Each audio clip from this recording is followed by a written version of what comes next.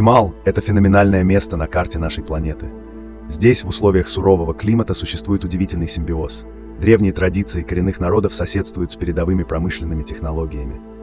Ямало-Ненецкому автономному округу уже больше 90 лет. Но настоящая история этой земли уходит вглубь веков, измеряясь не десятилетиями, а столетиями. Первые летописные упоминания о населении этих северных территорий относятся к XI веку. Новгородские купцы, осваивавшие торговые пути, уже тогда знали о жителях приобских земель. Правда, в их рассказах реальность часто переплеталась с фантазией. Ходили легенды, будто по водам Оби можно переправиться, ступая по спинам гигантских угрей. Говорили, что белки падают с деревьев так часто, что напоминают капли дождя. Точкой отсчета российской государственности в этих краях принято считать 1595 год. Именно тогда казаками был основан Абдорский острог. Это самое северное укрепленное поселение того времени. Ее называли еще Абдорской крепостью. Спустя века он получит имя Салихард и станет административным центром Ямало-Ненецкого автономного округа.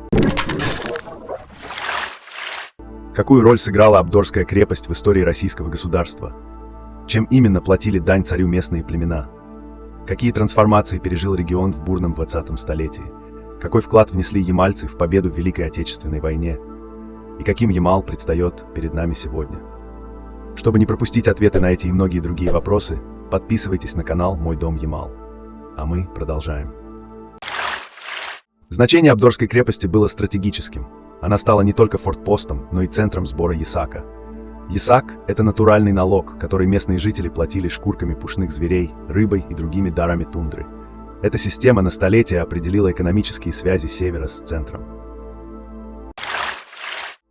20 век принес коренные значительные изменения в истории Ямала. После образования Ямальского национального округа в 1930 году здесь начали строиться школы, больницы, появилось радио, а позднее телевидение.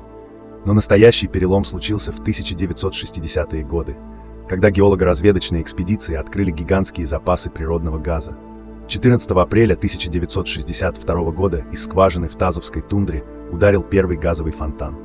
С этого момента Ямал навсегда изменил свою судьбу, став энергетическим сердцем России. В годы Великой Отечественной войны ямальцы, как и вся страна, работали на победу. Сюда не дошла линия фронта. Но отсюда на передовую отправлялись тонны рыбы, мяса оленя, шкуры, теплые вещи, все, что помогало выживать солдатам в условиях суровых зим. А каким перед нами предстает сегодня Ямал? Ямал сегодня – это динамично развивающийся регион, где живут более полумиллиона человек. Здесь продолжают добывать углеводороды, строят современную инфраструктуру, но одновременно уделяют огромное внимание сохранению хрупкой экологии Арктики и уникальной культуры коренных народов – ненцев, ханты, селькупов.